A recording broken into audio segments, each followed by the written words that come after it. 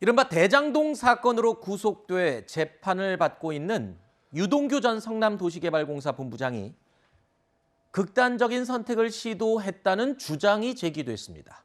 대장동 특혜 의혹이 불거진 이후에 유동규 전 본부장과 민주당 이재명 상임고문이 과연 얼마나 가까운 사이인가, 이 부분이 항상 뜨거운 감자였죠. 경기도청에 좌진상 우동규라는 말이 많이 돌아다니고 있습니다. 제가 정말 가까이 하는 참모는 동규 이렇게 표현되는 사람은 아닙니다. 미안하지만. 네, 알겠습니다. 저는 이재명 지사와는 그럼 개인적 친분은 없으신가요? 개인적 친분 같은 거를 엮으려고 하지 마세요. 같이 일하다 보면 친분이 생길 수도 있는 거예요. 그 이상 그 이하가 아니에요. 대장동 의혹 규명의 키맨으로 꼽히는 유동규 전 본부장은요, 지난해 10월 구속됐습니다.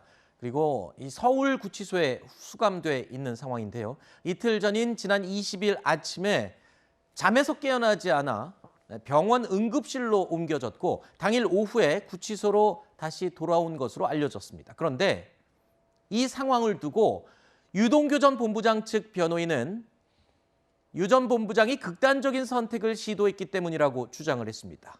그 내용을 보면 수면제 50알을 먹었고 부인과 딸에게 유서까지 남겼다고 주장하고 있습니다. 그런데요, 반면에 법무부는 이 사실을 부인하고 있습니다. 극단적인 시도는 아니다라는 입장을 밝혔습니다. 자, 유동규 전 본부장이 병원에 후송된 것까지는 양측이 모두 인정을 했습니다. 그런데 극단적인 선택의 시도가 있었는지, 즉 이 극단적인 시도의 원인을 두고 양측의 말이 달라요.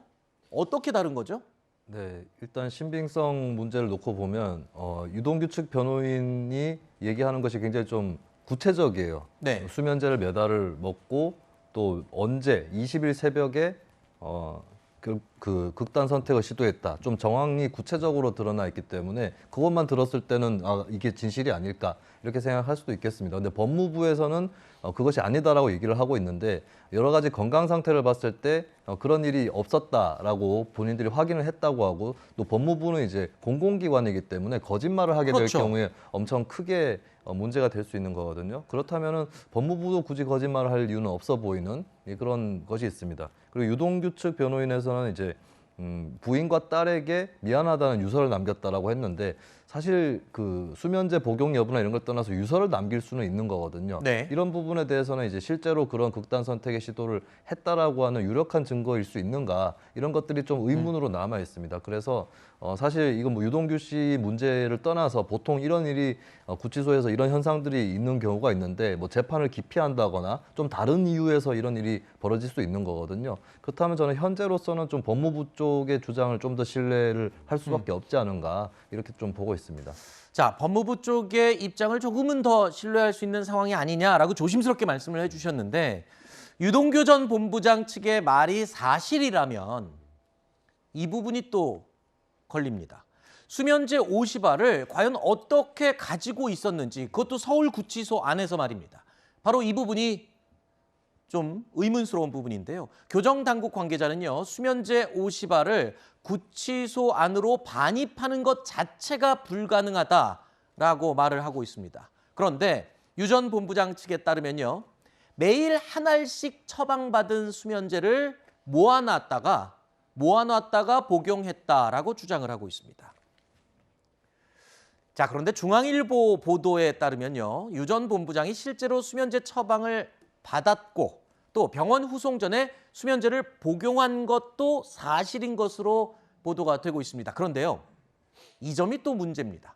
교정시설 원칙에 따르면 개인 약을 지급할 때 1회 복용량만 주게 돼 있다는 겁니다. 그리고 또 담당 의사가 1회 복용량을 입으로 넣어서 삼키는 것을 직접 교도관과 함께 확인하도록 네. 이렇게 돼 있다는 겁니다. 이렇다면 유 전 본부장 측이 주장하는 내용과 교정당국이 주장하는 내용 조금 안 맞는 곳이 너무 많습니다. 그러니까 유동규 본부장 측에서 주장하는 내용이 사실이라면 이 교정당국은 정말 잘못한 겁니다. 그렇죠. 약을 50알을 모을 때까지 일단은 방치했다는 거잖아요. 이게 우리가 뭐 영화나 드라마에서 이런 비슷한 사례들이 가끔 나오긴 하더라고요.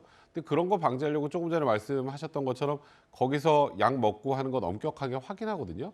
하지 않고 그 약을 먹었다가 이런 일을 벌이면 어떡합니까? 그럼 나중에 문제가 커진단 말이에요. 그렇죠. 그렇기 때문에 저도 개인적으로 아까 김소연 평론가 얘기처럼 법무부의 발표가 좀 더 신뢰가 가는 그런 이유가 바로 그런 부분들인데 뭐 지금 이게 만약 유동규 전 본부장의 내용이 사실이라면 이거 교정당국 관계자는 다 징계받아야 돼요. 그렇죠. 50알 수면제 50알을 외부에서 한꺼번에 들어왔다도 문제. 한 알씩 모아도 하나씩 문제. 모았다도 문제. 네. 그렇기 때문에 근데 이게 유동규 본부장이라는 사람이 그냥 물론 뭐 피고인이 다 같은 피고인이지만 어쨌건 사회적으로 관심을 많이 받는 피고인 아닙니까? 네. 그렇기 때문에 이런 부분들에 대해서는 제 개인적인 생각으로 교정당국에서 더 엄격하게 관리하지 않았을까. 네. 그래서 이런 일이 과연 벌어질 수 있는 게 사실일까에 대해서는 의문이 남는 건 사실입니다. 자, 유동규 전 본부장이 극단적인 선택을 시도했다는 주장. 그런데 이번이 처음이 아닙니다. 지난해 경기도 국감 당시 이재명 고문이 유동규 전 본부장이 압수수색 당시에 극단적인 선택을 시도했다는 말을 직접 했습니다. 당시에 이 사실은 언론에도 알려지지 않았던 내용이라서 그래서 또 이재명 상임고문과의 당시 관계에 대해서 논란이 일기도 했었죠. 유동규는 충성을 다하고 제가 볼 때는 주군으로 모신 것 같은데요. 압수수색될 때 또는 체포될 때 내가 이렇게 이런 상황이다 해가지고 뭐 전화하신 건 없다면서요. 통화 안 하셨다 그러셨죠? 이 친구하고 통화한 예가 최근에 전혀 없습니다. 제가 들은 바로는 작년부터 이혼 문제 때문에 집안이 너무 문제가 있다고 그래서 그 압수수색 당시에 한다고 약을 먹었다고 해요. 그래서 뭐 침대에 들어 누워 있었다 뭐 이런 보도가 있던데